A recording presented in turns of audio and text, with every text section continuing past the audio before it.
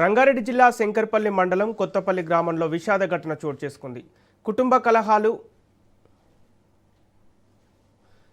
కలహాలు ఓ కుటుంబాన్ని తీవ్ర విషాదంలోకి నెట్టాయి. భార్యాభర్తల జరిగిన గొడవ తర్వాత తల్లి తన ఇద్దరు పిల్లలతో కలిసి బావిలో దూకిన ఘటనలో తల్లి కూతురు మృతి చెందారు.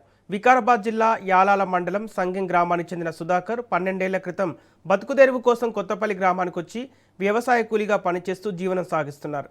ఈ క్రమంలో నిన్న రాత్రి సుధాకర్ ఆయన భార్య వసంత మధ్య గొడవ జరిగినట్టు తెలుస్తోంది. అయితే అనంతరం వసంత తన పిల్లలు నవ్య, వరుణ్లతో కలిసి సమీపంలోని బావిలో దూకినట్లు సమాచారం.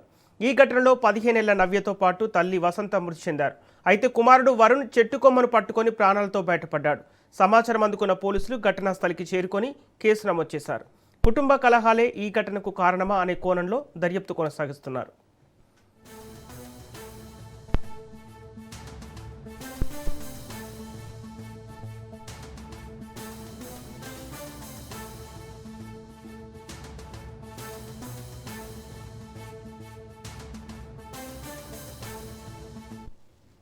ఇదే అంశానికి సంబంధించి పూర్తి డీటెయిల్స్ మా ప్రతినిధి పవన్ అందిస్తారు.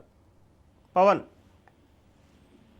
శంకర్పల్లి మండలం కొత్తపల్లి గ్రామంలో విషాదం చోటు చేసుకుంది. అయితే భార్యాభర్తల మధ్య గొడవ, భార్యతో పాటు కూతురు కొడుకు యొక్క బావిలో కూడా దూకారు. అయితే దీనికి సంబంధించి చూస్తే మాత్రం ప్రధానంగా ఇటు సుధాకర్ అంతేకాకుండా అతని భార్య ఇద్దరు కూడా వసంత గత 12 సంవత్సరాల క్రితం హైదరాబాద్ నగరానికి వచ్చారు. దాని తర్వాత వాళ్ళు వీరి యొక్క జీవనోపాధి కోసం వికారాబాద్ జిల్లా యాలాల మండలం సంగెం గ్రామానికి సంబంధించి ప్రధానంగా అక్కడ జీవనోపాధి కొనసాగిస్తున్నారు. అయితే సుధాకర్ వ్యవసాయ క్షేత్రంలో పని చేసుకుంటూ జీవనం కొనసాగిస్తున్న నేపథ్యంలో భార్యాభర్తలు ఇద్దరికి అంటే సుధాకర్ వసంతలకి మధ్య తరచూ గొడవలు జరిగేవి. అయితే నిన్న రాత్రి కూడా గొడవలు జరిగిన నేపథ్యంలో క్షణికావేశంలో ఇటు వసంత తన కూతురు నవ్య, వరుణ్లను కూడా పూర్తిగా సమీపంలో ఉన్న బావిలో దూకి ఆత్మహత్యకు కూడా ప్రయత్నించారు. దీంతో పూర్తిగా దీనికి సంబంధించి ఇటు కొడుకు వరుణ్ చెట్టు కొమ్మ పట్టుకొని ప్రాణాలు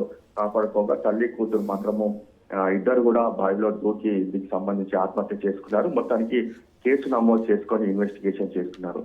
భార్యాభర్తల మధ్య ఎప్పుడు గొడవ జరిగింది, ఎలాంటి గొడవలు జరిగాయి అనే దానిపైన కూడా పోలీసులు ఇన్వెస్టిగేషన్ కూడా చేస్తున్నారు. మొత్తానికి దీని తర్వాత పూర్తి వివరాలు చెప్తామని చెప్పి పోలీసులు అంటున్నారు. Okay, thank you Pawan.